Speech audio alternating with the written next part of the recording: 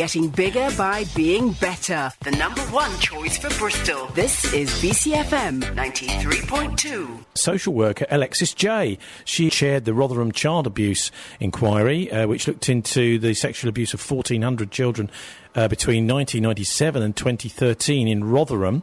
And her inquiry took place between 2014 and 2015. The only trouble is, Martin, with this new person that's just taking over the VIP paedophile inquiry, that no police or council officers, social workers, etc., will face any disciplinary action after that inquiry. We're talking about Rotherham, yeah. So, I mean, it does rather give the signal that maybe nobody is going to face any consequences with the paedophile inquiry. Well, not least because in Rotherham what we're talking about is low-level abuse by people that were in positions to abuse those in their care. Well, why do you say low-level? Relatively, well, I don't mean low-level in terms of the abuse. I just mean that we're not talking about a political implication here. We're just talking about people getting away with stuff. Whereas the VIP paedophile scandal, and we're going to come on to Dutroux later, obviously we've just been talking about the intelligence services engaging in terrorism. They also engage in child sex abuse as a means of blackmail. They do that as well. That's another one of their little tricks. Looking at the Dutroux scandal, it's exactly 20 years ago tomorrow, in fact, that the first major arrests took place in that Dutroux scandal. In the afternoon of August the 13th, 1996, progress was finally made. A number of individuals were arrested on strong suspicions they'd been responsible for a wave of kidnappings of young girls in Brussels. Within days, these suspicions were backed up with solid evidence, but the arrest of Dutroux and some of his associates turned out to be only the beginning of the biggest scandal in Belgian history. Media attention had begun in June 1995 with the disappearance of two 8-year-old girls, Julie Lejeune and Melissa Rousseau. Almost exactly 2 months later, the 17-year-old Anne Marshall, 19-year-old F.G. Lambrechts went missing. Additional media attention was drawn to the latter case, as the last thing these girls did was visit the show of Rusty Rostelli, a prominent magician, in which they had been hypnotised. Needless to say, the affair ended the career of the magician, even though he had almost immediately been cleared as a suspect. In late 1995, the Belgian FBI, branch of the gendarmerie, largely ceased to investigate the case. However, the disappearance of Anne and FG remained prominent because a foundation named Mark and Corinne, set up several years earlier and named after two teenagers who'd been brutally murdered, used its limited funds to spread posters of the girls' faces all over Belgium and the Netherlands. In the end, this made no difference. The girls weren't found, nor those responsible, and in May 1996 history repeated itself. This time 12-year-old Sabine Dardenne disappeared, and again Bob was unable to find, this is B.O.B., unable to find the kidnappers or the girl. People became more worried for their children with every kidnapping. Confidence in the police and judiciary, traditionally already quite low, began sinking to new depths. Now, Martin, this was really the beginning phase of this scandal, which rolled on for years and ended up with a massive public demonstration with hundreds of thousands of people in the centre of Brussels. Yeah, well, the main take-home here is that Dutroux was being protected because he was involved with the intelligence services, who were using child sex abuse as a means of blackmail on senior politicians, etc. And I suspect that is what we're looking at in Britain too, just as we're looking at the intelligence services engagement in Islamist terrorism and other kinds of terrorism over many years. People who are going to go around blowing things up and then trying to blame it on other people aren't going to balk at using children as pawns in their game to try and blackmail people. And so we got the Kincora Boys Home in Northern Ireland. All the evidence seems to suggest that MI5 were using the boys in the home as honey traps to blackmail loyalist paramilitaries. And of course that's possibly what's been going on in other children's homes across the UK. Martin, the Dutroux scandal took place in the city which is the headquarters for NATO and the European Union. Indeed, that's right. But I think the NATO angle on all of this is the most important one. Of course, it was also in Belgium that you had the supermarket massacres, the so-called Brabant massacres in the 1980s, where people just turned up in sort of Halloween masks and started massacring people at random in supermarkets without taking any of the takings or anything to do with them. And there was an article by Hugh O'Shaughnessy in The Observer about this, and it was actually probably what he was concluding was this was actually US Marines who were doing doing this who've been parachuted in from Britain, and nobody's ever been caught for any of it. But of course, in Italy, the police have investigated, as I mentioned earlier. Imposimato, the head of the Italian Supreme Court, has investigated many of these cases. Okay, in Belgium, there was used to be a great programme on the BBC. How many times have I said that? Called Correspondent, and Olenka Frankel back in May 2002 did an investigation into this, and you can watch it online about the Dutroux scandal. It's called Belgium's X-Files, an Olenka Frankel investigation, a case of abduction and murder against Belgium's infamous paedophile Marc Dutroux. But Martin, at the end of the day, there were political reasons behind Dutroux and how he was protected. I mean, what lessons are there to learn about our own VI paedophile scandal? Well, I think, first of all, people have got to understand, as we've been saying earlier, that the intelligence services do engage in terrorism, and B, they've got to understand that they do encourage child sex abuse as a tool of their trade. And once people have got that into their heads, then we can have an independent investigation of all these things and try and get to the bottom of what's really been going on. But the idea that they don't do such things is simply wrong. They do. The evidence is overwhelming. This is a bit worrying, I think, Alexis J being appointed to take over the VI paedophile scandal. Not only have they had all these different chairs, which is rather chaotic, not only have they also got a whole load of people from the Home Office staffing this investigation, where the Home Office itself is under suspicion as part of the investigation. Looking at her track record in Rotherham is not good. I mean, looking at, for example, this statement after that no police or council officer is going to face any disciplinary action, although it was the police and council officers who were charged with looking after these 1,400 children, and evidence was presented to those social workers, to those police, that the abuse was going on, and nothing was done. And, virtually nothing anyway. The only scalp after Rotherham, after the 6 years of abuse, sexual abuse, was that the Police and Crime Commissioner Sean Wright resigned. Well, it's not good enough, is it? As we know. But I think that unfortunately, child sex abuse is a feature of our society that needs to be confronted. But of course, the VIP child sex abuse has got political implications. It's not just bad behaviour. It's bad behaviour which is being manipulated by puppet masters behind the scenes. Also, another thing to say about Alexis J is that she's after the end of the Rotherham inquiry, accused the Labour-dominated council of turning a blind eye to the problem because of their desire to accommodate a community that would be expected to vote Labour. That may or may not be so, but certainly that could be an issue in Rotherham. I think the real problem in Rotherham is that the girls who were being abused were, most of them, from care, and basically there's a lot of young people in this country whose lives simply don't matter. This is and they're just thrown on the scrap heap even before they become teenagers. There's something about this that stinks to me, in that it's like, well, these Muslims might vote Labour, so it's the Muslims and Labour Party's fault that it happened in the first place, the abuse of... Well, it may well be that the whole Rotherham thing has been brought out to undermine the VIP paedophile inquiry, because then it becomes a question of the Labour Party and Muslims covering up for each other, rather than the Kincora Boys' Home, where the finger is pointed firmly at MI5. What about also the fact that there's many survivors of child sexual abuse out there that may think twice about giving evidence to an inquiry that is in such a mess? Well, that may well be the case, Tony. I mean, the fact is that we've got to try and educate people to understand what goes on behind the scenes. And we're not just talking about, turning a blind eye to sex abuse in local authorities.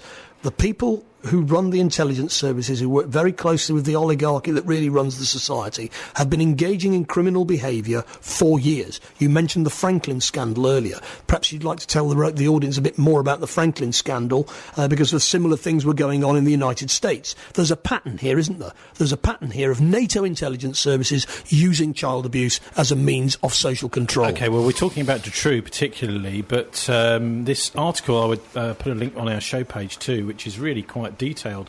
It's by Joel van der Rijden.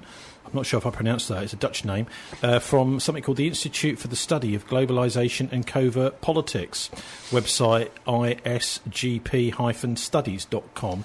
And it's a fascinating story as to how this actually came out. It's amazing. It's just like some kind of copper on the beat discovered something that the higher-ups in the police had been ignoring for years. He said that the BOB, which is this Belgian FBI adjutant Jean-Pierre Peters, reported a breakthrough in the investigation of the several dozen tips. 2 turned out to be useful. 2 witnesses had seen an old white van driving around Dutroux the day Lalicia disappeared. In one of these 2 cases, a student was afraid the driver of the van was planning to steal his bike.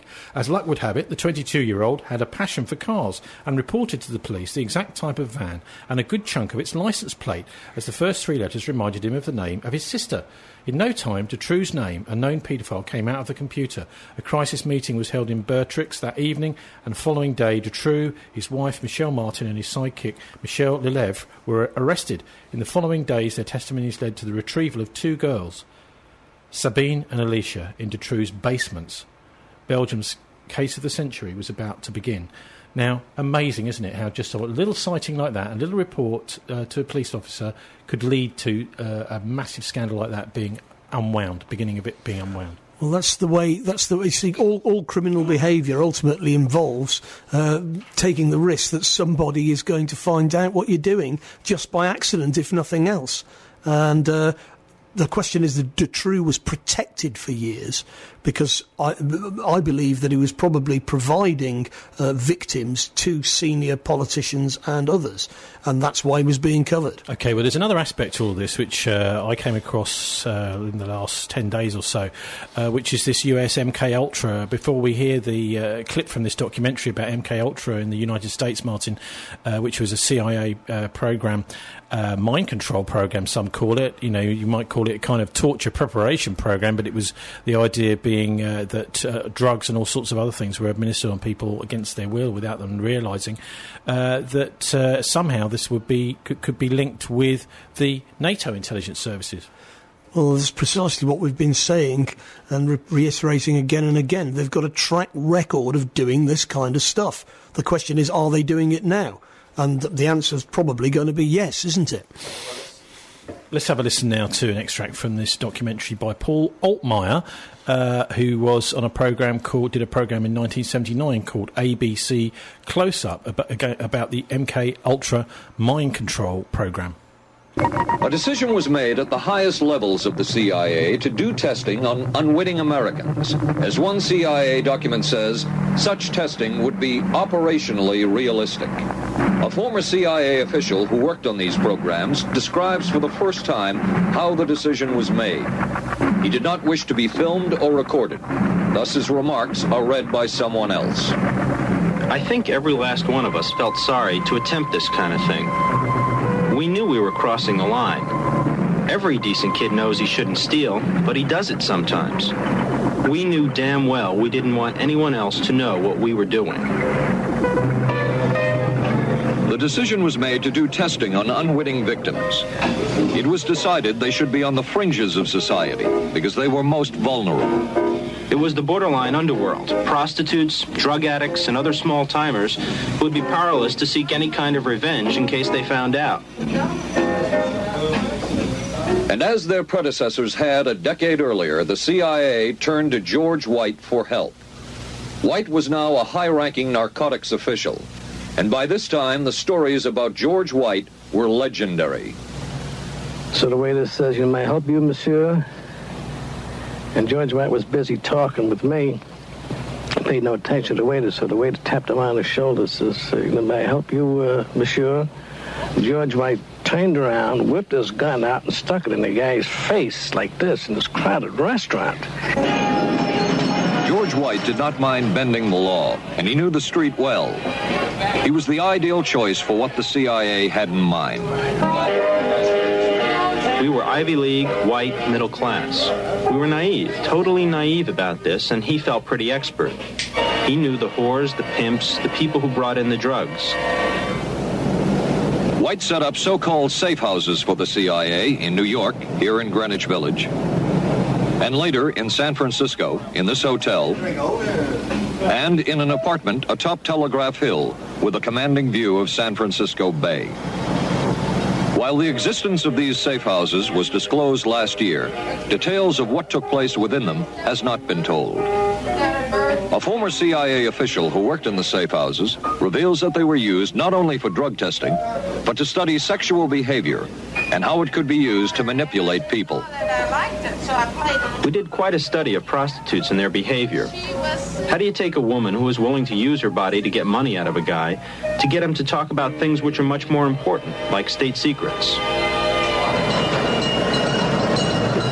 We learned a lot about human nature in the bedroom. We started to pick up knowledge that could be used in operations. There would be victims in all of this, but as the agency knew, they couldn't fight back. Some entries from George White's diaries. Clarice gets horrors. Janet, sky high. As one agency memo says, we have no answer to the moral question. The safe houses were not the only testing grounds. Millions of dollars would be spent on LSD research at universities throughout the country. And word would begin to spread on campus about this so-called mind-blowing drug. And suddenly, there was the counterculture of the 60s. I give the CIA a total credit for sponsoring and initiating the entire consciousness movement, counterculture events of the 1960s. Dr. Timothy Leary, the 1960s Johnny Appleseed of LSD.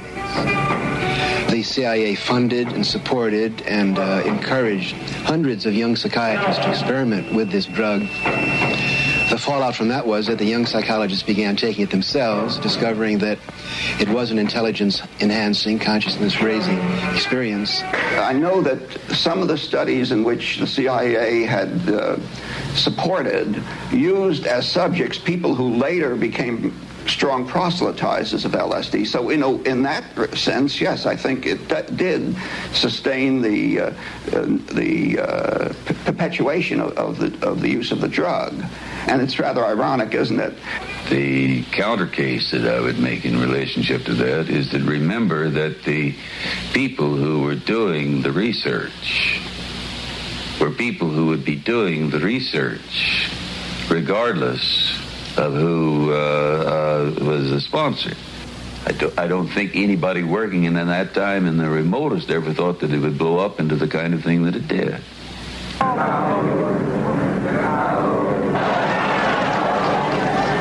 History will judge the role of the CIA and other intelligence agencies in unwittingly contributing to the counterculture of the 60s through their intense interest in LSD and other hallucinogenics. But for the moment at least, the argument can be made that the CIA helped usher in the age of Aquarius. Well, Martin, that was an extract from a documentary called about MKUltra Mind Control on the part of the ABC in US television's Close-Up series in 1979 by Paul Altmeyer. But it really does talk about the idea of the intelligence services seeing themselves as able to, with impunity, conduct human experimentation with drugs and sexuality. Well, if they're going to carry out false flag terrorism and child sex abuse, then I'm afraid that sort of thing is going to be par for the course, isn't it? It's the end justifies the means argument, that we're above the law and our goals are so great and wonderful that we don't have to obey the rules like everybody else. But at the same time, of course, we push the idea that we're a society based on rules and rule of law, unlike those evil communists, jihadists, pencil in your own enemy. And the people who are being experimented on couldn't fight back, he says. Well, no, and nor can child sex people suffering from child sex abuse or people caught up in false flag terrorist attacks. When the bomb goes off, it blows your head off. What about this whole idea, though, of the victim, unwitting victims? So it's almost like an extension of the kind of Mengele kind of, the idea that we just see people almost as animals to experiment on. Well, it's interesting you should mention that, because on other shows we've covered the recruitment of Nazi personnel, particularly intelligence personnel, by NATO ghetto as it was being created. And many of the techniques for psychological warfare, which were pioneered in Nazi Germany, have been integrated into Western intelligence practice. And that's because there's a continuity there, and it's not just copycat. It's actually because they're linked.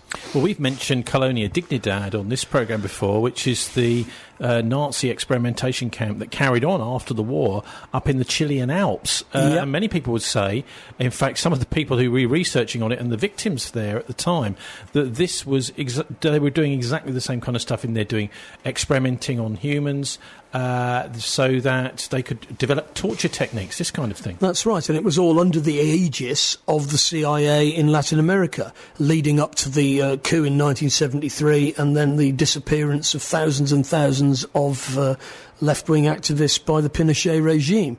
Even worse in Argentina, Paraguay, etc. And I think that, with all these years later now, we've got overwhelming evidence that this is what was going on. Why do we presume that it's not going on today? Nobody was ever really punished for any of this, so we've got to presume that they're still doing it. Okay, so what's the purpose of it all? It's about control, isn't it? Why do people want to control things? Because they're wealthy, they're powerful, they're the ones that matter, and the rest of us are simply in the way. But it does imply that there is really no rule of law, that if people can get away with this kind of thing, they do need to have state agencies. I mean, we're talking about police, National Crime Agency, these kinds of people, part of the cover-up before these crimes are even committed. Yeah, but at the same time, one of the ideological beliefs in the society is that there is a rule of law. So we don't have a complete law of the jungle. If you or I were to engage in any of these activities, or, God forbid, to decide that we were going to enter into an armed opposition to the government, we would quite rightly be regarded as dangerous maniacs and locked up. They, on the other hand, hide behind the facade of the law, but are in fact the real criminals.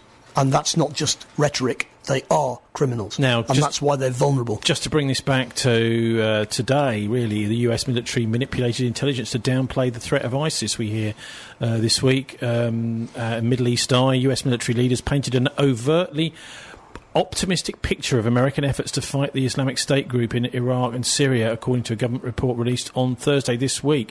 This is the finger pointing, actually, Martin, at something called CENTCOM, which we don't hear anywhere near enough about. CENTCOM disseminated news releases and made public statements that were significantly more positive than reality. So they allowed ISIS to thrive, effectively. Who are CENTCOM? It's, you may not realise it, but the US have got a command that controls everything about. So CENTCOM covers the Middle East, AFRICOM covers Africa, although many African countries don't accept it, and you've got other they basically have got full spectrum dominance, and they're trying to get full spectrum dominance. You've got hundreds of US military bases all over the world. There's only a minority of countries that don't have one. Why does the US need to have bases everywhere? Because they want to control the global environment, and the people behind them want to control the global environment. The problem is that there are countries like Russia, China and Iran that don't want to be controlled, and it's very dangerous because this could lead, and already has led, to war. Getting bigger by being better. The number one choice for Bristol. This is BCFM 93.2. We're going to have a listen now to Susan Lindauer. Martin, many people asking a similar question that she's asking here, which is about the peace dividend. People want a peace dividend after the end of the Cold War. They're not getting it, even after the end of the Iraq War. Well, indeed, because in actual fact, peace is not going to be allowed. That's not on the agenda. I set out to guarantee, and I can promise you we succeeded in spades, to guarantee that there would be a peace dividend that would generate huge profits for shareholders. It would create jobs. It would create billions of dollars in positive revenue that, without having to kill people is what I mean, positive revenue that would be, building a society, rebuilding Iraq's water systems, rebuilding sanitation, rebuilding the hospitals so that the Middle East would be stronger, healthier, more vibrant, functioning, and that there would be a good bridge between the West and the East. And when they started pushing for the war, I was like, are you crazy? Iran is going to be the great victor in this. That was one of the big messages that I kept pushing, was that Iran would be the victor. I'll tell you a tragedy on a parallel tragedy on my side of the pond. While I was locked up in prison on Carswell Air Force Base on the Patriot Act, I was accused of, quote, being, quote, not competent to stand trial. They made up a story that I was a religious maniac. I do believe in God. Indisputably, I refuse to disavow my faith in God. God gives me strength. God gives me a moral compass. Those values have carried me through. You want to call it a crutch? Anybody who's an atheist, you go ahead. It is a crutch, and it's a crutch that keeps me walking. And it keeps my heart strong, and it keeps me positive in my vision of what I want for this world to be. So, okay, it is a crutch, fine, but it's still there. And I was accused of being incompetent because I believe in God. They actually dared to accuse me of that. And it's why I have a special contempt for Tony Blair and George Bush and Dick Cheney and Hillary Clinton and all of those politicians who now recognize the war in Iraq was a catastrophe, but who continue to blame the intelligence community. Susan Lindauer there, she's the negotiator in Iraq, and she was a negotiator for the CIA in Libya too. But Martin, she's being told, basically, they're drumming up any excuse they can to just stick her in jail. Yeah, but she's managed to get out of jail, and she's now, speaking, telling the truth about what was really going on behind the scenes. And she's got a radio show over in the States every weekend, in fact. Now. Yeah. And, the problem for the people behind all of the evil things we've been covering in this second hour of the show today is that given modern technology and information technology, none of this is going to go away. It's going to carry on being broadcast on shows like this, being circulated on the internet, and ultimately they can't hide. There's nowhere to hide. But it does seem to me, though, that we do now have a criminal elite, basically a bunch of people who are protecting each other, who are looking at anybody that's telling the truth, being honest, looking after the public, who's in public service, who's in government, who's in the military, as a potential problem. Yep, and it's a very dangerous situation, but as you pointed out, they are criminals, and therefore they are prosecutable. They're not just the lines of inquiry will lead directly back to the people at the top if they're pursued they've got a whole load of lines of defences, haven't they? They've got the chief constables who may not pursue a prosecution if there's pressure put on them. Then they've also got things like the Crown Prosecution Service. Then they've got the judiciary, which many point to as being quite corrupt.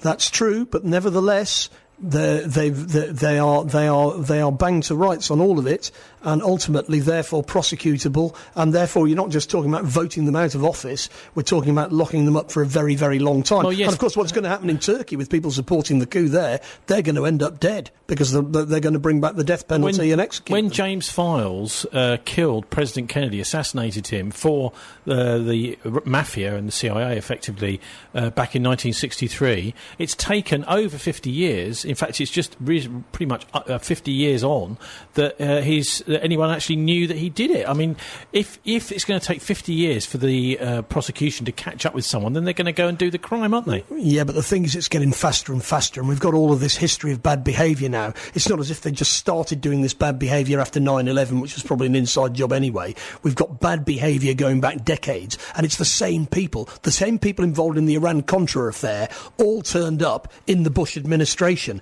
They're all going to turn up in the Clinton administration if Clinton wins the election. The fact of the matter is, we know who these people are. We know who they are. The police, if they're independent, will know who they are. The intelligence services of so-called enemy countries know who they are. It's astonishing. They haven't got any. It's the same old people. The Elliot Abrahams, the Colonel Oliver Norths, and all the rest of it. They're still there. But that means that they're get-outable because we've got a massive track record of bad behaviour. So we're not just going to accuse them of what they've been done recently. We've got all this evidence that goes back decades.